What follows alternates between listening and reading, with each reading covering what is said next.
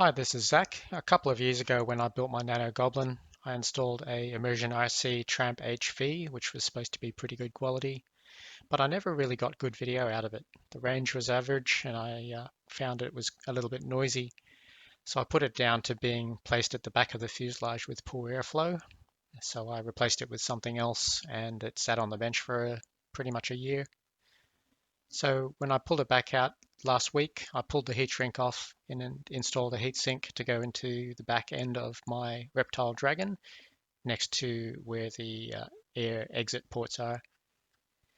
But in flying it last week, only sort of 1.5 kilometers out over pretty open space, I had such poor video.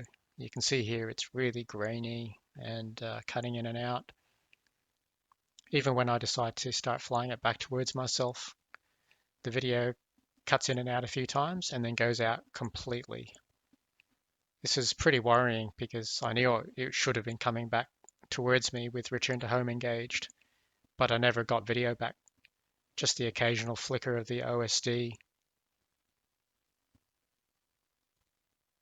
So this went on for about 5 minutes, probably 5.5. So I'll fast forward now to where the plane has actually already flown past me in a return to home. You can see it still hasn't even recovered video, having flown towards me and then past me.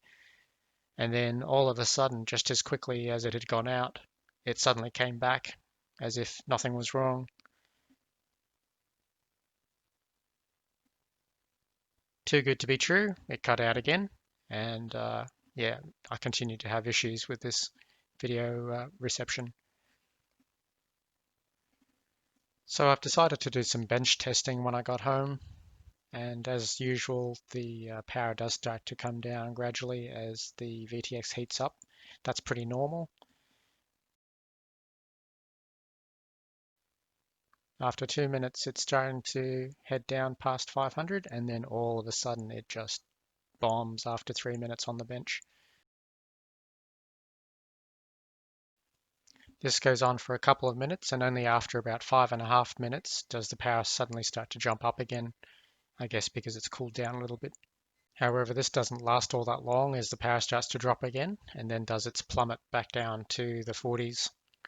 And just to make sure it wasn't a completely faulty VTX, I decided to run the test again, but this time with a fan pointed directly at the VTX.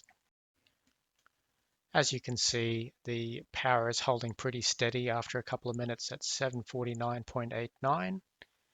I think I've got it on baseband 4, and it really doesn't change. After 3.5 minutes, still the same.